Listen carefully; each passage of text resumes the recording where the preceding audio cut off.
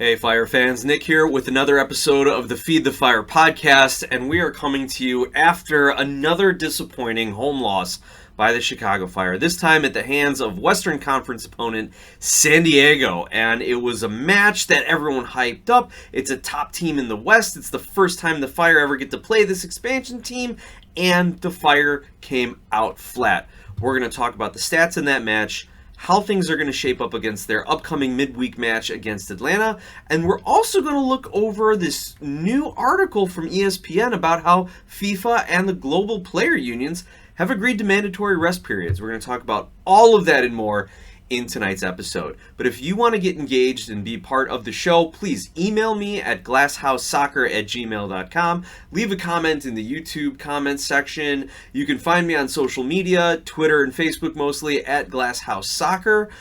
It was great getting a comment from Jose on Spotify just saying, came here after the last match and just was even more depressed. It's been tough being a Fire fan in recent history, and it was even harder for me because I was limping around the stadium injured. I felt even worse. I ended up pulling my quad at a virtual penalty shootout game at Navy Pier, and I tell you, it was a great day. Saturday started so wonderful. We were up early, took the family to Navy Pier, we went on the Ferris wheel, the kids did all the carnival rides. My son may or may not have thrown up on himself after one of the carnival rides, but thankfully he had his Fire jersey to change into and was good to go to the rest of the day. We went to the most expensive funhouse maze you'll ever experience in your life. Not worth it. Not worth it at Navy Pier. Not worth whatever the price was, $100 for my family to go through this funhouse maze. I can't believe I spent that money. But the kids had a blast, and we made a lot of memories that day. And then we were able to get over to the stadium, play a little soccer in the parking lot, see a few of the supporters, and then head in, play our games, play a lot of soccer volleyball, which my kids love, and then take in the San Diego match. And yeah, as far as the pulling the quad at the PK shootout game at Navy Pier, last thing my wife said to me was just don't hurt yourself. And of course, toe gets caught in the turf between two gaps in the turf that they hastily threw together to make a little penalty shootout area. Stops the forward momentum, and boom, there goes the quad. So yes, my wife, I don't know if she jinxed me or just knew what was going to happen, but man, if anyone's got any over 40 leagues that I can get in and get in shape with, please reach out and let me know. Anyway, back to the Fire, back to the soccer of it all. The Chicago Fire over the weekend took on San Diego, who is, I'm just checking now after this weekend's results, second in the Supporter Shield standings. Let me click over here. They are actually, yes, second in the Supporter Shield standings behind Philadelphia, tied on points with Cincinnati. So they have been playing great soccer all year. They've got MVP candidate Anders Dreyer. They've got star Chucky Lozano, all-star commissioner's pick Chucky Lozano. They got some great saves out of keeper Cisniega, robbing Brian Gutierrez of one early on. If you want to quibble a little bit, maybe he could have picked his spot a little bit better with kind of an open net with Cisniega scrambling back. But, you know, I'll just call it for what it is. It was a really good save, good recovery. If I'm going to quibble about Gutierrez's performance, I'm going to quibble a little bit more about his defense in that match. But they took on a San Diego SC team who is just one of the hottest teams in MLS. And in fact, coming into that game, San Diego had won 5 of their last 6, 4 of their last 5, and that loss was a 4-3 home loss to Houston. So they had scored a lot of goals even in that loss. Meanwhile, Chicago, I don't know if you guys had noticed the trend this season. The first 5 games of the season, Chicago wins 3. The next 5 games, Chicago loses 3. The next 5 games, Chicago wins 3. The next 5 games, Chicago loses 3, wins 2. And then now this starts the next 5-game stretch here with a loss. Let me make sure I'm counting all that right. 1, 2, 3, 4, 5. Yeah. So are the Fire going to turn it around? I think that this is the turning point of the season. This match against Atlanta, and I was thinking about this, like, is this the turning point? They dropped the game to Cincinnati. They bow out of the Open Cup. They lose to San Diego. Well, is this the turning point here? Because they've had such an up and down season. Can we get some healthy players back? Can we get a little more performance from our depth pieces, from our bench players? Maybe go on a run. Their schedule coming up is at Atlanta, at Montreal, versus Red Bulls, versus LAFC, versus St. Louis. Like, they should win 3 of those games, right? They should beat Atlanta, Montreal, and St. Louis, and then, you take a point each from Red Bulls and LAFC. They could go on a real run here and turn that season around before having to play the Union and Miami, and then closing out the season, New England, New York, Minnesota, Columbus, Toronto, New England again. So this, to me, this Atlanta match is a huge turning point, because if the Fire are going to make that playoff push, they have to start it with a win in Atlanta. I am going to be critical now for the first time, maybe the first time that I'm consciously being critical of the Chicago Fire coaching staff and their management in this last stretch of 3 games. I know that they wanted to make the playoffs. That's the goal, make the playoffs. That's the bar they set at the beginning of the season. However, in an MLS where you have your regular season and your Open Cup games, when you have Zinkernagel playing in the All-Star game, when you have a Brady and potentially a Gutierrez playing in USMNT, when Orahel is off with the U.S. Youth National Team with the U20s, when you don't have a deep bench, when you've got injuries to Pareba and Cups, when you've got a 36-year-old Omar Gonzalez, is he 36? Is he 38? When you've got an Omar Gonzalez starting for you in center back, sometimes you have to shift your priorities around. And on the one hand, I give them credit. The corporate manager in me says they stuck with the plan. They stuck with their goals of prioritizing making it to the playoffs. However, Nick of Feed the Fire podcast, think that they should have shuffled their priorities around when they advanced to the quarterfinals of the U.S. Open Cup. They should have rotated their squad against Cincinnati. Cincinnati, at this point in the season, is now second in the Eastern Conference. They have 13 wins. They're sitting on 42 points. They're scoring goals. They're playing decent defense. I don't think the Fire were ever going to beat them in Cincinnati. It would have taken a lot of luck. The Fire ended up losing 2-1 in that match. And they used about their choice 11 starters.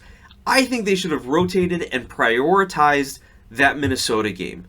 I think, obviously, not having Omar Gonzalez start that match would have made a difference because he got that insane red card. I don't think he punched anyone intentionally. I think he was trying to create space and separation and just got his arm and fist out and connected with the guy's face, with the defender's face. So is it a red card? Yeah, probably hard to argue that it's not when you punch someone in the face. But again, I think it was unintentional. However, the rules are written that it was reckless and therefore malicious and therefore worthy of a red card. If you have 11 men and you get that early goal like the Fire did, even being down a man, they draw that penalty, Gutierrez converts it, it's a completely different game at that point. If you have a fresh 11, you can see the game out, or you can even advance your lead. We saw, how did Minnesota win it? They took it into extra time after giving them a 47th minute equalizer. Can't do that. Can't do that right out of the locker room. But I believe if the Fire were rested and fresh and knew that they weren't going to rotate in the second half of this game, then they probably go out and get a game winner against Minnesota instead of giving up 2 goals in the 95th and the 120th minute because they were just gassed, especially being down a man. And then I would have said rotate against San Diego. I know it's a home game. I know we want to put on a show in front of the fans. I know we need points to make that push for the playoff, the preseason goal.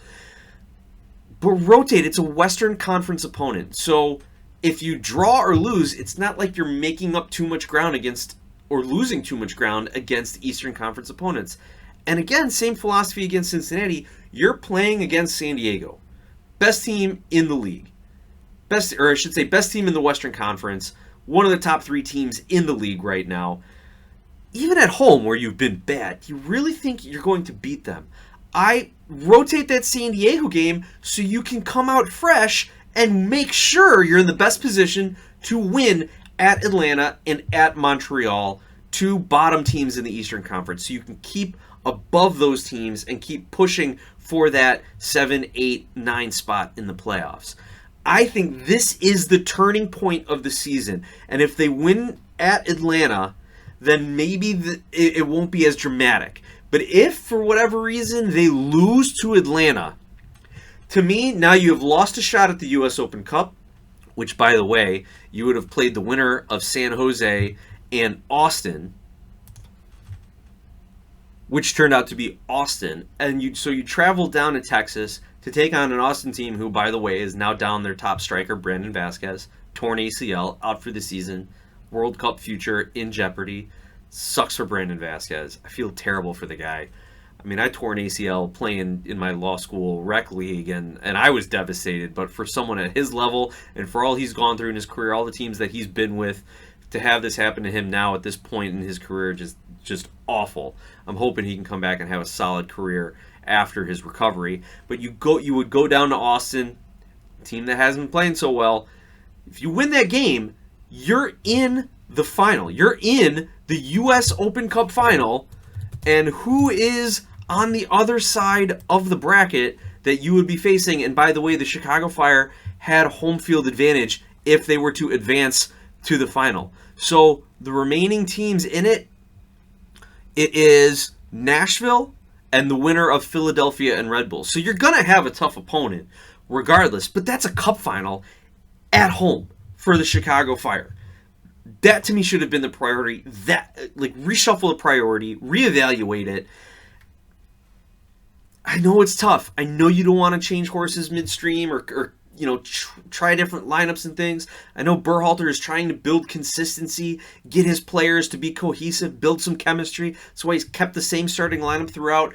But this is the dog days of MLS summer. You have a chance to make a U.S. Open Cup run, and you're probably not going to get 6 points, maybe 2 if you're lucky, against Cincinnati and San Diego. I think the Fire are on the verge of blowing their season in this stretch right here. The only way they're going to save it is with a victory in Atlanta. And that is going to be a lot more difficult to come by. And you can go over to Scarves and Spikes. You can check out Henry Aguita Jr. On X, on Twitter. I did an interview with him prior to recording this podcast. And we're going to talk about the matchup between Chicago and Atlanta. Two teams with similarly banged up and leaky defenses, both teams conceding 38 goals. It's just Chicago's been able to score a few more than Atlanta and stay ahead of them in the standings. And of course, Chicago getting that win at home against Atlanta certainly helps that. But we're going to look ahead and get into the Atlanta match shortly. Let's take a look at the San Diego match here. Regarding the stats, we saw the Fire end up with 45% possession. Not good when you're the home team, not good when you're down most of the game. They had 18 shots, but only 4 on goal. Again, not creating dangerous goal-scoring opportunities.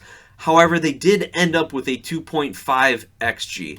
But that's what we've seen the Fire, and I think it's just volume now. They're getting 10 to 15% chance shots each game. They're not getting 2 or 3 in that 20 to 30% chance range where they're converting them and scoring 3 goals. We know the defense has given up goals. The Fire have only kept 2 clean sheets this entire season. Worst in MLS, tied with Atlanta.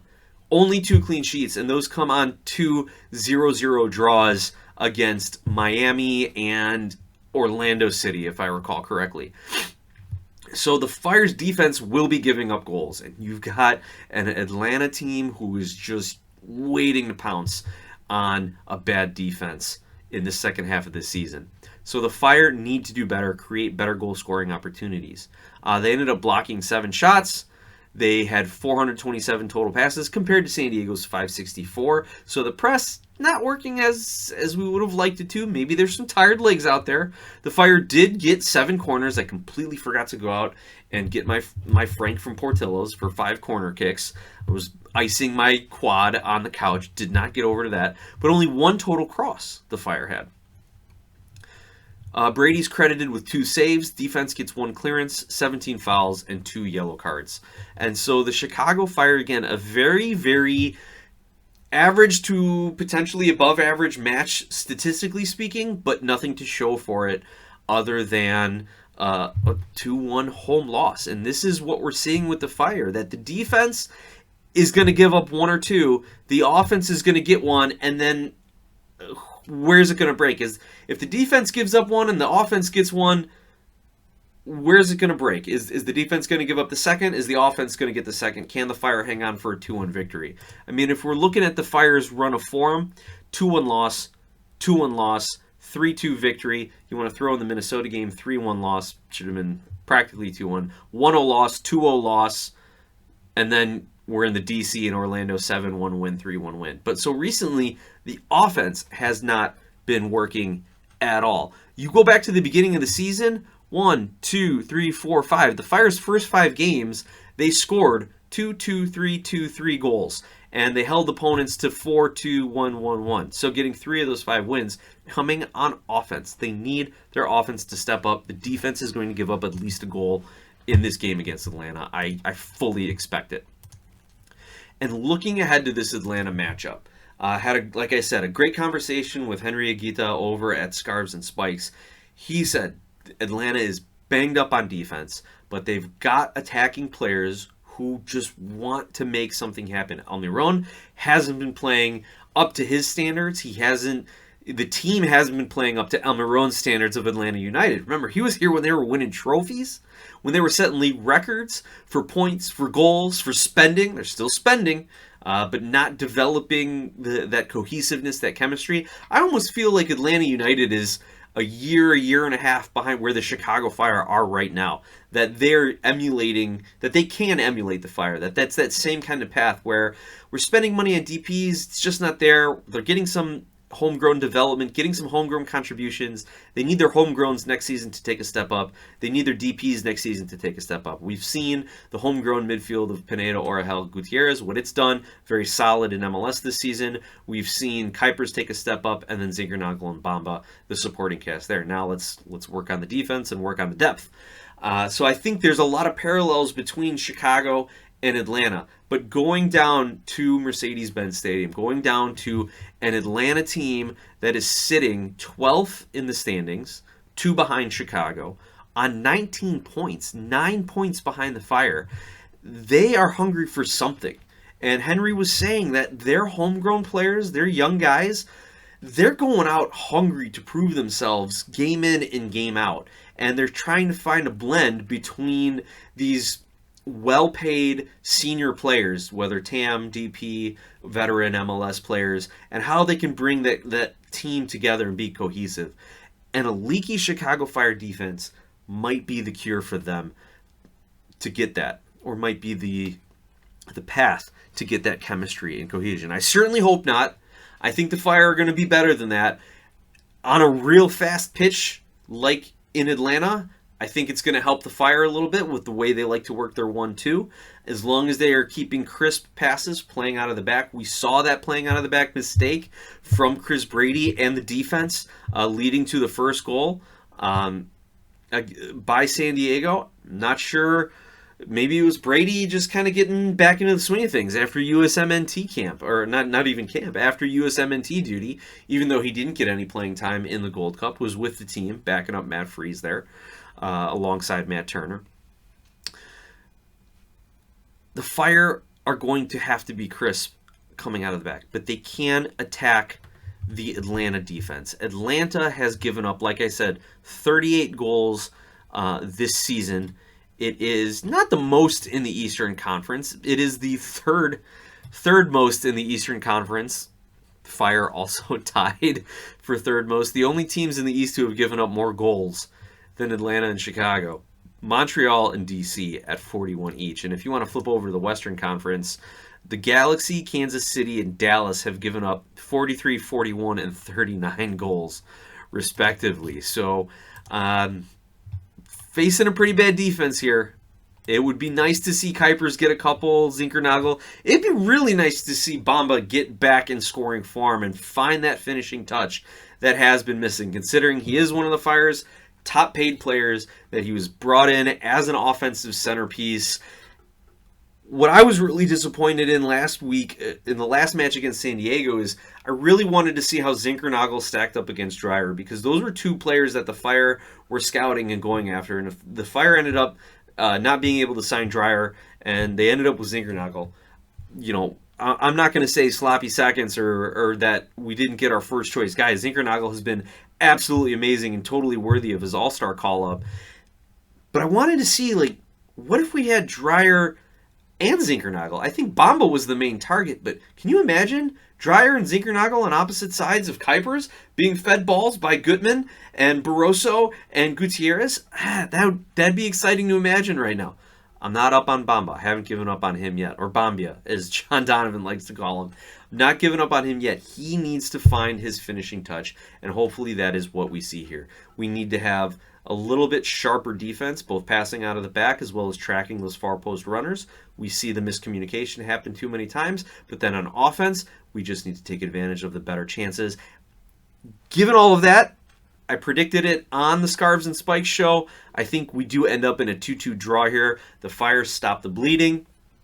Atlanta kind of says, okay, we took a point at home against a team better than us. Great. But then again, the Fire have been beating up on all the teams below them. They've beaten DC. They've beaten Atlanta once before. Montreal. So, actually, did they beat Montreal? Let me go back to my forum guide. Let me check that one out. Yeah, they drew Montreal 1-1. So, and they tied DC 2-2. So I can't even say that. So the Fire need this. I think they end up in a 2-2 draw.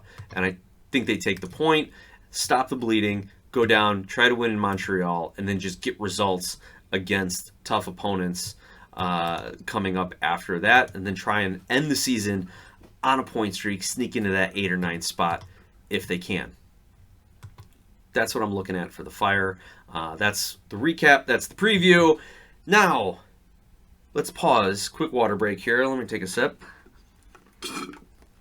as I drink out of my Chicago Fire cup. By the way, pro tip. This is one of the souvenir cups. It cost me way too much for a soda than it should, especially at a soccer stadium. But I bring the empty cup in. Security lets me bring it in. They check it. They go, is it empty? I said, yeah, it's just an empty cup. I fill it up with a water fountain. So I bring my giant Chicago Fire souvenir cups. I got 3 of them. I bring them in. I go to the water fountains. I find a nice bartender who will fill them up with water for me and the kids. And that way I'm not buying bottled water and I'm not buying soda and anything at the stadium. So that's my pro tip. Get 1 souvenir cup, go in, or bring an empty cup in. Hopefully security doesn't hassle you over the empty cups, and get it in. And our water break here, sponsored by Skira Icelandic Spring Water.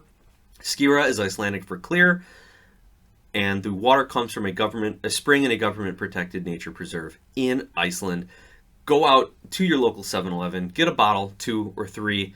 It's been hot in Chicago, got to stay hydrated. Go out, get yourself some Skira at your local 7-Eleven. Also, John Donovan did not get his segment in pre-recording tonight. It's kind of a weird schedule, but John, if you do send me your thoughts on the San Diego match or your thoughts on the state of the Fire, I will absolutely work it into the next one. I know the fans like listening to you as well. But now for the second half of the show, let's take a look at this ESPN article. It's by Mark Ogden. It was released July 13th. And it's titled, FIFA Global Player Unions Agree to Mandatory Rest Period. So let's just run down the article. I'll give you my impressions. I actually haven't read it yet, so I'm reading it for the first time right now. I'll give you my impressions. Here we go. Football's players' unions have secured an apparent victory in their battle for mandatory rest periods after meeting in New York between FIFA President Gianni Infantino and senior figures from global player unions resulted in an agreement on the need for standardized player breaks. Amid concerns of player burnout, players' groups had demanded action on player welfare following FIFA's decision to stage this summer's inaugural 32-team World Cup during the European offseason. And following talks on Saturday, FIFA said it had reached consensus, quote-unquote consensus, with the players' unions on a mandatory 72-hour minimum gap between games and a 3-week period of rest in the closed season. Let me repeat that because this seems to be a key point in this agreement. There is consensus on a mandatory 72-hour minimum gap between games and a 3-week period of rest in the closed season. Article continues. A proposal for players' unions to participate in FIFA Council meetings when the players' matters are addressed will also be considered. However, sources have told ESPN that global player union FIFPro was not invited by FIFA or present at the meeting in New York. In a statement, FIFA said the meeting addressed key issues concerning player health, both men and women, a top priority given that it forms part of the occupational risk prevention framework established by the International Labour Organization. So there is some international regulation that's being recognized by FIFA, and that is being imposed on FIFA, which, good to see. The quote continues, FIFA and the player unions reviewed upcoming joint projects involving the world's football governing body and players' representative organizations, with a specific focus on player rest and recovery, as well as all competitions within the context of the international match calendar. There is a consensus that there must be at least 72 hours of rest between matches, and that players should have a rest period/holiday of at least 21 days at the end of each season. This period should be managed individually by each club and the respective players also, depending on their match calendars and taking into account applicable collective agreements. Further, a rest day per week should also be planned whilst being managed pragmatically. In addition, it was discussed that player travel, especially long-haul intercontinental trips, and the climatic conditions under which matches are played should be considered when defining policies for the upcoming IMC. End quote. Okay, that was a really long quote. I wanted to get the whole statement out before I commented on it, but I didn't realize it was that long. But okay, I get it. There's an international match calendar. They're putting rest and recovery periods in there. I think the ideal, like I said, the 72-hour rest between matches, 3 days between matches, that's great. I'm pretty sure that's what's already occurring. If you play on a Saturday or Sunday, then you're going to get a Tuesday, Wednesday, Thursday match. If you got a cup match in your regular season, etc. I think the only times you were seeing some screwy things of that is calendars such as MLS that take place during international windows, where players might be forced to play on multiple squads in a 72-hour period, or if there's rescheduled games, delayed games that have to be continued the following day, things of that nature. But I think for the most part, I don't know of any teams that are playing more than one match every 3 days. But then the question is going to be, okay, so you're going to play one match, you get 72 hours off. Then you're going to play the next match, then you get 72 hours off. That's the counterpoint you got to watch out for, is now they're going to say, okay, fine, we just need to schedule matches every fourth day, and then we're in compliance with that. So it could cut against the players in that sense, where FIFA's going to look at it and say, cool, now we can schedule all these games every fourth day, and then we can turn around and say, well, that's what you agreed for, players. That's what we asked. That's what you asked for, and we gave it to you. So gotta watch out for that. Watch out for the other side of it. You know, those lawyers twisting things around. A rest day per week should also be planned whilst being managed pragmatically. And here's the other loyal thing, like, as long as it's reasonable. Well, define reasonable. Define managing pragmatically. What does that mean? Is every club going to do it? And are clubs going to, is it like the optional training camps for NFL teams? Like, they're optional, but if you don't go to them, you're going to get cut, or you're not going to be a starter, or you're going to get waived, or something like that, right? Heck, I mean, it even happened when I was in high school. Like, we're doing optional conditioning over the summer. Well, nobody who ever missed optional conditioning over the summer ever made the team that fall. So is that going to be something that's taken into account? Though I do like the idea of having a rest day, I think most teams, just as a matter of sports science and a matter of nutrition and diet and fitness and recovery, will give the day after a game as a recovery day, or at least just do it as a meeting day. Again, I don't know the inner workings of every team. I'm not even sure what the Fire's schedule is like on that. And if anyone knows, I'd love to hear about it. Email me, glasshousesoccer@gmail.com. But I do think most teams will give the day after a match as a rest day, or only will be a like a meetings day, no workout kind of a thing, or just some cardio, something like that. Player travel. This is one that is come up with the USMNT recently. It said, it was discussed that player travel, especially long-haul intercontinental trips, and the climatic conditions under which matches are played should be considered when defining policies for the upcoming international match calendar. So when you've got a player like Christian Pulisic, who's over in Italy, who towards the end or middle of his season has to fly and play games in Florida and Texas and California in the summer, and then jump on a plane and fly back, and then play in his regular season, and then potentially play in international games coming up this fall and all of that, that's something to be considered. Now, would they consider it differently? Would it be a different circumstance? Let's say, okay, the U.S. has a match in August, and we're going to play it in Seattle, in Minnesota, versus Austin, Orlando, Miami. Is that going to be something different? Does this benefit Canadian players who aren't playing in extreme hot weather? Just as a point of comparison here, or look at Inter Miami and how when they signed Messi and went on their world tour preseason, playing all over the place, and those guys were exhausted, and they pretty much had to force Tata Martino to put Messi out on the pitch just so people could get their ticket price worth. How's that going to affect them? So I think that's a really interesting thing. I'm a little skeptical. This is all great, and I love it, and it's progress, and you got to have dialogue first. You got to have conversation first.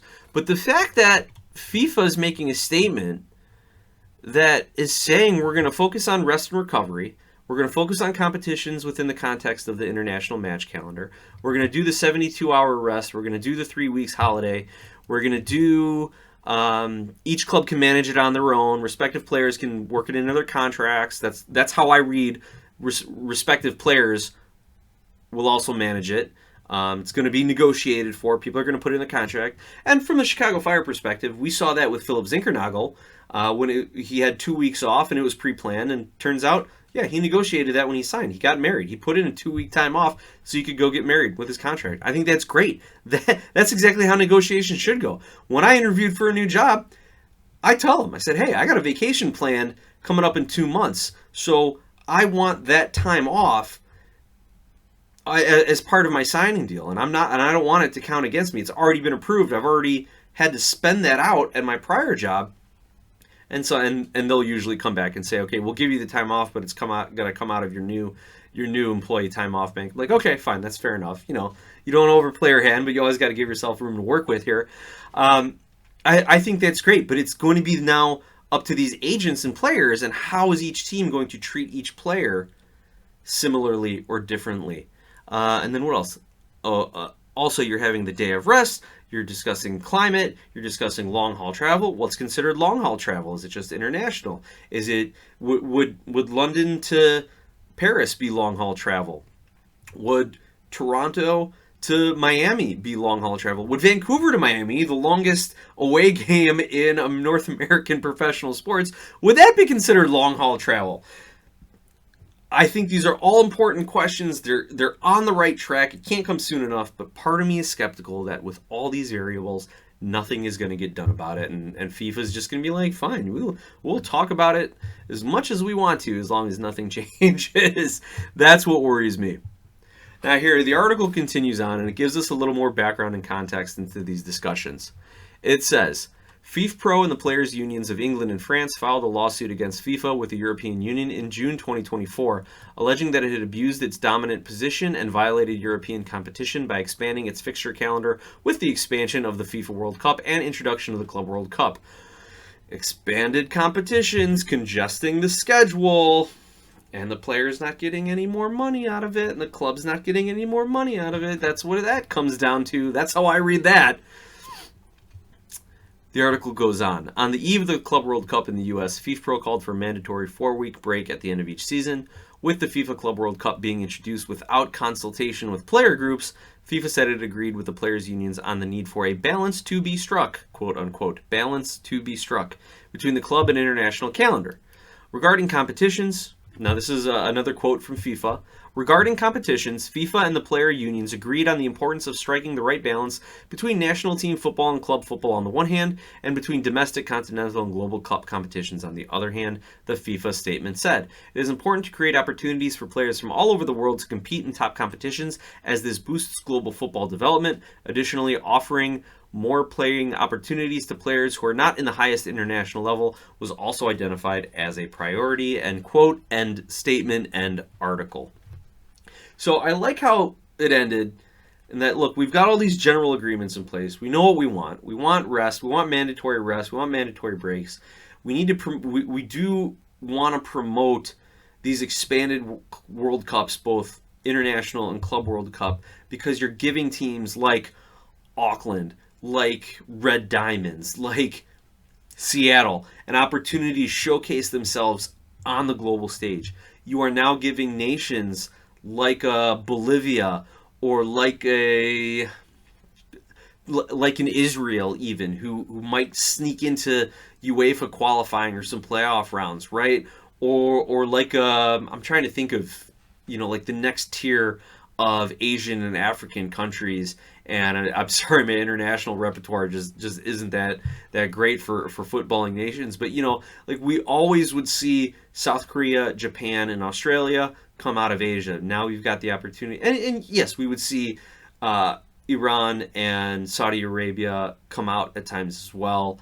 But now that opens the door for those countries to appear more frequently, to have more meaningful matches. You have the opportunity to grow the sport in other countries like China or North Korea, politics aside, but also in Southeast Asia. The Philippines are trying to develop their footballing. You might, to see Iraq, to see Jordan and Syria start to have teams with more meaningful competitions, things of that nature. You get to see countries in Africa as well, where it's not always just going to be Ghana, Ivory Coast, Nigeria.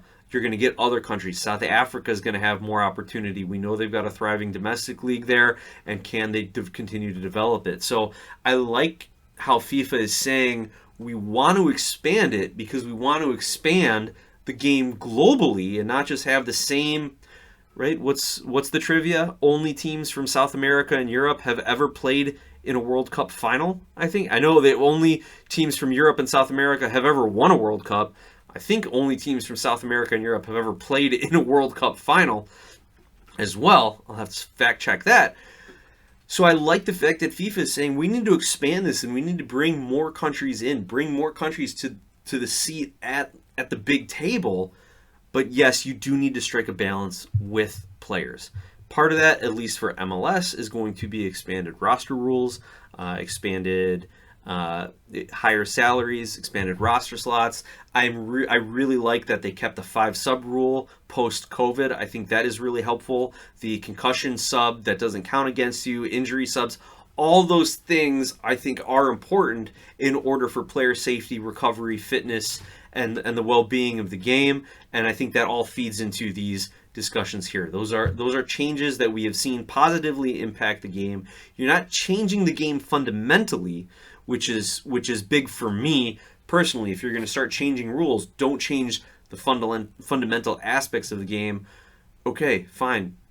Kickoffs don't have to go forward before you can pass it back. That's a good rule change. It's not changing the fundamentals of the game. When you start wanting to issue blue cards and penalties and timeouts and stuff like that, and you're changing the fundamentals of the game, and it starts to get into a gray area that I don't want to get into. But these kind of changes, these scheduling changes, the ones focused on player health, fitness, and of course it's all going to come down to financial incentives as well for FIFA and these governing bodies and the players and clubs as well. It's not changing the game, it's just changing the structure around the game.